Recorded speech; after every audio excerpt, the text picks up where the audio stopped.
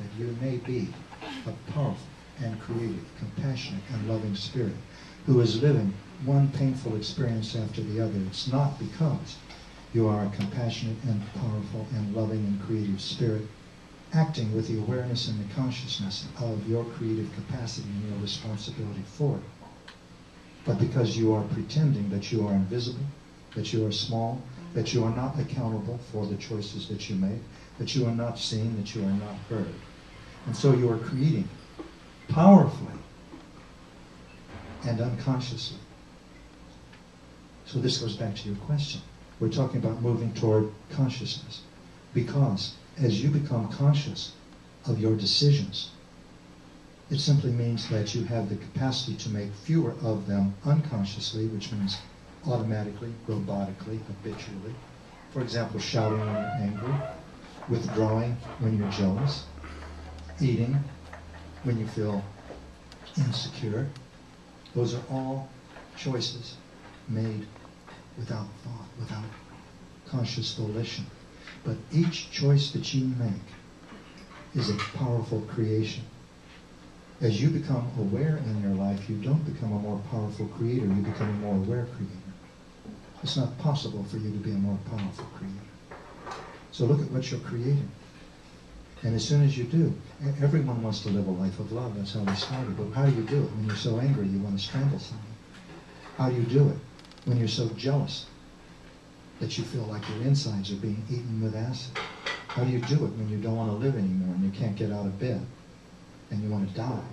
How do you do it when you feel so inadequate that you can't imagine anyone ever wanting to be with you?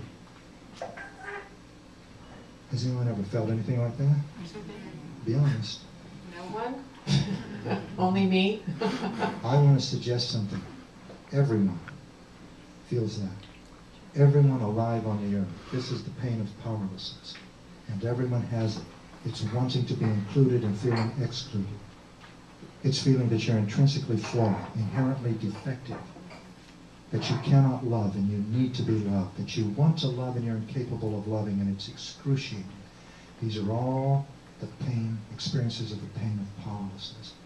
And when we were a five-sensory species, we covered or attempted to mask the pain of powerlessness by controlling what was outside of us, manipulating and controlling circumstances. This is the pursuit of external power. If a marriage fell apart, we married someone else. If a child died, we conceived another. If a business failed, we built another. If we felt so inadequate, so insecure, so unworthy, then we had sex with one woman after another, or one man after another, That's what I did. That was how I masked the pain of powerlessness in my life for decades. But now, having sex with one woman after another? Yeah, sometimes one or two twice in a row. But in general, there was no relationship. There was just the exploitation of someone who was exploiting me as much as I was exploiting her. That was one of the things I saw on my journey out of sexual addiction. What I thought was manly was not manly at all. It was ugly. It was two people mutually exploiting one another. So that just for a moment... You know how I would say it? I would say that there were two of you that had certain parts of your personalities that were very active, that you didn't know how to do anything else but do that. Because you didn't know how to feel the pain that you would have had to feel instead of doing that. Is that true? Yes, exactly. Exactly true. And what Linda and I are offering you through this talk, through the books that we write, through the workshops that we give, and every other modality that we are striving to bring into being, will be to provide you tools that you can use, if you choose, to bring more awareness and more conscious, constructive choices into your life. Because that's how you create authentic power. You can't wish it or pray it, or visualize it, or meditate it into being. All of those things help. But until you put your commitment into changing yourself, you're not going to change. And this is how the Earth School works. So can I talk a little bit about that? Can I see that book for a second? This one. Yeah, this one. Thank you, Maryanne. This is Maryanne's book, but I just want to say, in this book, it's so interesting because this book was written because of all the experiences that Gary and I have had in spiritual partnership. And all the experiences that we've had with people over the years who we've been working together to create spiritual partnerships with each other and to be in, to create authentic power ourselves. So in other words, my creation of authentic power allows me to be in a spiritual partnership. So I wanted to answer your question, Maryanne. You asked a question about what it takes to be in a spiritual partnership and how it's different than a relationship. Making those distinctions. Exactly. So in the book, you'll see a whole set of guidelines, but I'm going to give you just the key ideas. The first guideline has to do with commitment. And the first guideline, the reason it has to do with commitment, that means commitment to your own spiritual growth. That means that no matter what, your spiritual growth is your highest priority. The most important thing for you, no matter what, you want to create for yourself. You do not want to be trying to get someone else to do something for you or take responsibility for you. You don't try to change anyone else. What you do is you change yourself. That's the most important thing. And if you're not really committed to your own spiritual growth and in other words, to yourself, and changing yourself, changing the parts of you that are based in fear, and to creating authentic power. Yes. That's what we mean by spiritual growth. Yes, and cultivating the parts of you that are already loving. So that's what I cultivate as much as I can every day. I do my best to make choices more and more in love rather than fear. That sounds really easy. It's an easy intellectual concept, very difficult to do.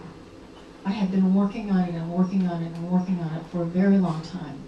So to be in spiritual partnership, the first thing is at first I thought a spiritual partnership meant we were committed to each other.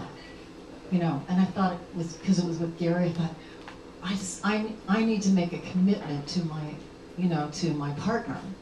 What I realized is that no spiritual partnership is about being committed to the other person.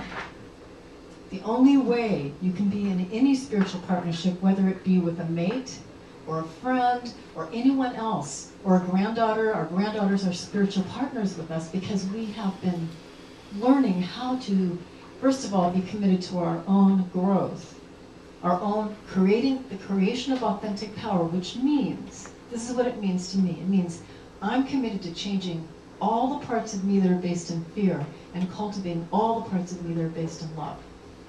That's what it means to me. So the second part of that, the second area of guidelines is about courage. And this is where the rubber meets the road. Oh my goodness. It's about taking responsibility for everything that you're feeling. So if someone does something you don't like, instead of blaming them, you feel what you're feeling. If you're feeling something, if you are having a reaction, you make sure that you feel that in you so that you're not blaming them.